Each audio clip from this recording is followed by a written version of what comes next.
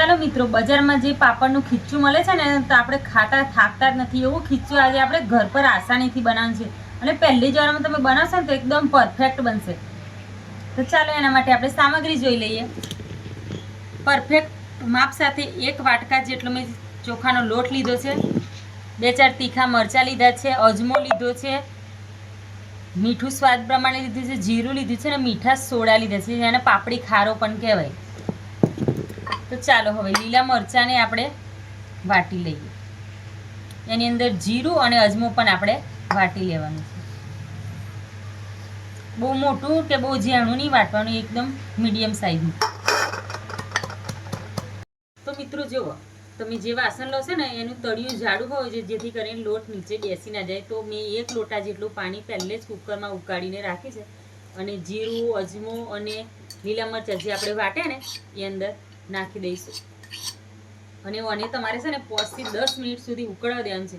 અને આપણે મીઠા સોડા અને મીઠું જે લીધું છે ને એ પણ અંદર નાખી દઈશું. હવે આ મિશ્રણને સતત આપણે 10-15 મિનિટ સુધી ઉકળવા દેવાનું, જેથી કરીને કલર એકદમ સરસ રીતે આવી જાય, તો ખીચું બજાર જેવું બનશે. તો મેન પ્રોસેસ આ જ છે, આપણે બરાબર આને ઉકાળવાનું છે. તો 15 મિનિટ સુધી ઉકાળવા દઈશું. તો મિત્રો જો 15 મિનિટ પછી ઉકળી અને કેટલો મસ્ત પીળો પીળો કલર આવી ગયો છે ને, તો એકદમ આપણું આધારના કમ્પ્લીટ ઉકળશે ને પાણી, તો જ એનો કલર આવશે ને ખીચું પરફેક્ટ બનશે. તો હવે ગેસ આપણે ધીમો કરી દીધું છે ને તમારે વેલણ લઈ લેવાની છે અને લોટ ધીમે ધીમે એમ નાખતું જવાનું છે અને ફટાફટ હલાવવાનું, જેથી કરીને ગાંઠો પડે ના. તો મિત્રો તમે બજાર જેવું ખીચું એકદમ આસાનીથી ઘરે બનાવી શકો. અને તમારે લોટ નાખો ને ત્યારે ધ્યાન રાખવાનું છે, લોટ એકદમ વધારે ના પડવો જોઈએ અને ઢીલું ખીચું નહીં થાય. જે આપણે ખીચું બનાવીએ ને એ ઢીલું ઢીલું હોય ને તો ખાવામાં એકદમ જોરદાર લાગે. અને તમારે જો લોટ વધારે પડી જાય ને આધાર ઓછું પડે તો પછી લોટ કઠણ થઈ જાય. તો જો સરસ રીતે આપણો લોટ બફાય છે ને, તો હવે એને બરાબર હલાવી લઈશું, જેથી કરીને અંદર ગાંઠો ના રહે. 5 મિનિટ મહેનત લાગશે પણ સરસ રીતે ખીચું થઈ જશે. અને ઢીલું હશે તો આને 5-10 મિનિટ આપણે ગેસ પર રાખશું ને, એટલે પછી સરસ મજાનું એકદમ મેલ્ટ થઈ જશે અને ખાવામાં પણ જોરદાર સ્વાદ લાગશે, જેથી કરીને કાચું ના રહે. તો આપણે બંને સાઈડે આવી રીતના 5 મિનિટ સુધી સરસ રીતે ખીચું આપણું મિક્સ થઈ ગયું છે. કેટલું સરસ રીતે ખીચું મિક્સ થઈ ગયું છે, પણ હજી આને આપણે 10 મિનિટ સુધી ચડવા દઈશું અને કુકરનું ઢાંકણું કરી લઈશું બંધ અને ગેસ રાખશું ધીમો 10 મિનિટ સુધી.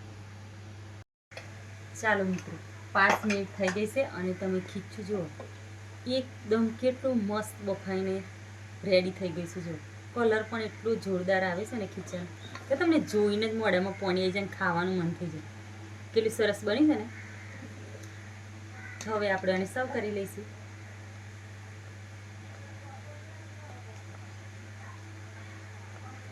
તમે કોઈ પણ સ્થળ પર ગયા હોય ને આવું ખીચું તમને જોઈને ખાવાનું મન થઈ જાય, પણ આપણે એમ વિચારીએ કે ઘરે આવું ખીચું બને ખરું. પણ આ રેસીપી એકદમ આસાન છે. એના પર આપણે થોડા આચાર મસાલો આવી રીતના નાખી દઈશું.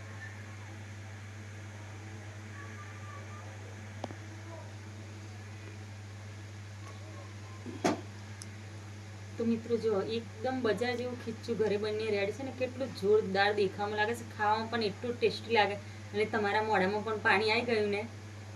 તો મિત્રો તમે અમારો વિડીયો ક્યાંથી જોવો છો? ફેસબુક પર હોય તો આપણા પેજને ફોલો કરજો અને યુટ્યુબ ચેનલ પર હોય તો આપણી ચેનલ સબસ્ક્રાઈબ જરૂરથી કરજો, જેથી કરીને આવા નવા કુકિંગ વિડીયો તમને દરરોજ જોવા મળે. અને મિત્રો તમને અમારા પાપડના લોટના ખીચુંનો વિડીયો કેવો લાગ્યો કોમેન્ટ કરીને જરૂરથી કહેજો.